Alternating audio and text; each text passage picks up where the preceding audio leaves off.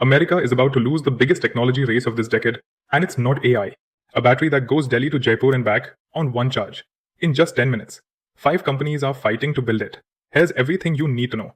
Every EV on the road today, Tesla, BYD, Tata, runs on lithium-ion batteries. Same basic tech as your phone. Liquid chemicals sloshing around inside a metal box. Solid-state batteries replace that liquid with a solid material. Think of it like going from a water balloon to a brick. Same energy stored. Way more stable. Way more powerful. And most importantly, it doesn't catch fire. Okay, here's what changes for your money. Right now, if you charge a Tesla Model 3 at home, it costs you about 500 rupees. You get around 400 kilometers. And it takes about 8 hours on a home charger.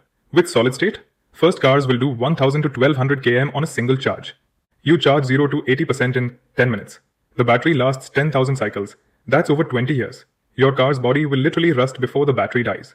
And your cost? Under 1 rupee per kilometer. Compare that to 7 rupees per kilometer for petrol. That's 7 times cheaper than your Maruti Swift. So what actually goes inside? Instead of liquid electrolyte, you have a solid layer made from lithium sulfide and phosphorus. The cathode uses high nickel crystals for maximum energy. The anode? Silicon-based instead of graphite. Put it all together and you get nearly double the energy density, 400 watt-hours per kilogram versus 250 for today's best batteries. Same weight, double the range. Now here's where it gets spicy. 5 companies are in an all-out war to mass-produce this. Number 1, BYD. Already produced pilot cells. Small batch 2027. Mass production 2030. And here's the kicker, they make their own batteries, chips, and cars. Nobody else does that.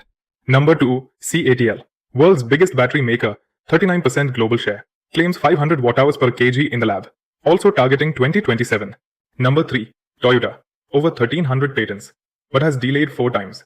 Now says 2027 to 2028. Number 4, Samsung SDI. 900 watt-hours per liter. Pilot line since 2022.